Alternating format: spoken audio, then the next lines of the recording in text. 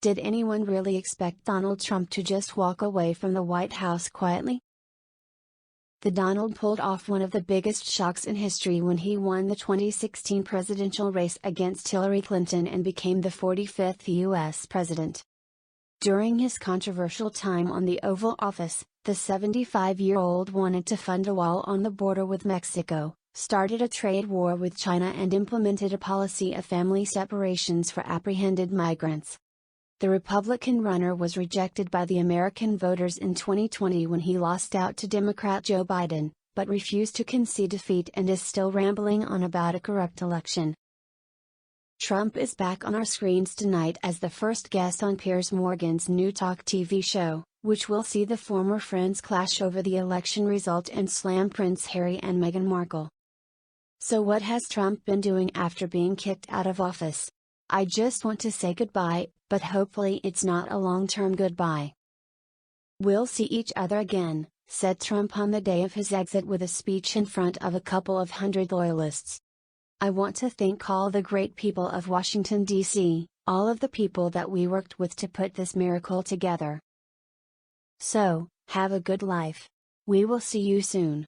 Thank you. There was chaos immediately after his defeat when Trump supporters stormed the U.S. Capitol and scenes described as close to a coup attempt this country has ever seen. The historic building was forced into lockdown and politicians were forced to shelter in their offices with police outside overwhelmed by hundreds of rioters, with the National Guard had to be called in to restore order.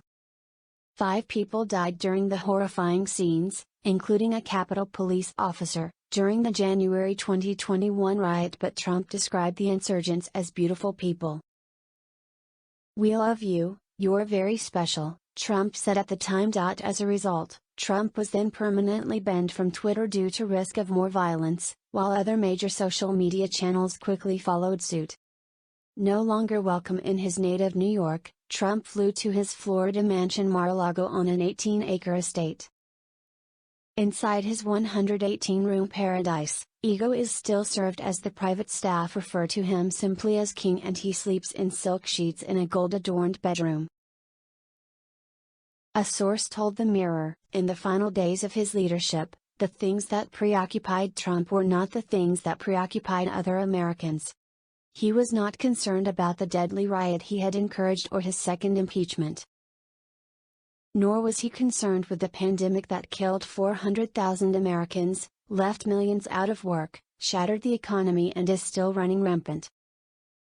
No, the last days of his presidency he was consumed by who he felt he'd been wronged by and just exactly how he can exact revenge. While Trump was once courted by big TV bosses, famously fronting the American version of The Apprentice, he somewhat became a pariah among some of America's biggest businesses. Whereas most former presidents would start planning their memoir, Trump continued attacking his successor and engaging in more political warfare with world leaders. Most people would leave the White House relieved to have the weight of the world lifted off their shoulders, but for him it was a reality that took some time to get used to. Those first few weeks, it was not an easy transition, an insider close to Trump told CNN. Although one thing he did start doing more of was going for an 18-hole round of golf on most days of the week, usually with a 9 a.m. tee off. Things may have looked good on the golf course, with Trump claiming he hit a hole-in-one while playing with a former world number 1 Ernie Els.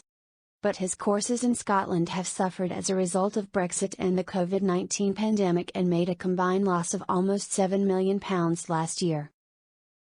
Trump has been subject to several probes into his business dealings and actions during his presidency, but he now seems ready to make a comeback.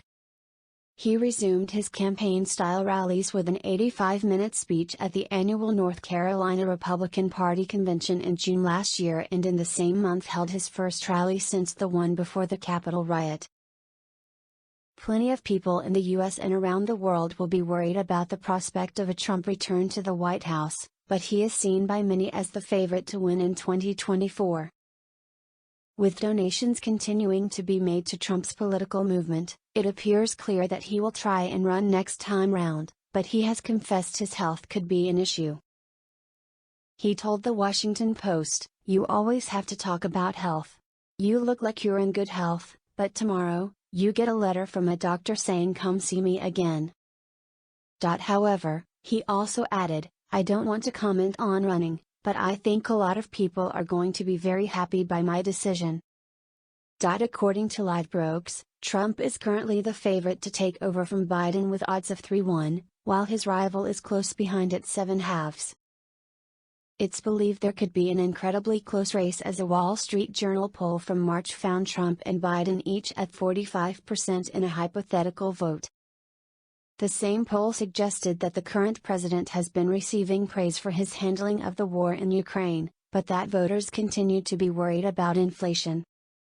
Trump is back on TV tonight during a fiery interview where he ends up storming off, branding Piers a fool as he refuses to take part any longer, demanding that they turn the camera off. Trump has since released a statement calling out Piers for fake news and accusing him of deceitful editing of the 75-minute interview. Much of the preview footage has shown Trump going in on Prince Harry and Meghan Markle, obviously prompted by Piers, claiming they won't last. I'm not a fan of Meghan. I'm not a fan and I wasn't, right from the beginning. I think poor Harry is being led around by his nose. And I think He's an embarrassment, says Piers. Later in the interview Trump asks Piers if he's familiar with the expression whipped and adds, I won't use the full expression but Harry is whipped like no person I think I've ever seen. When Piers asks if the prince is the most whipped man in the world, Trump replies, I dunno, that's gonna be a big one, but he is a whipped man.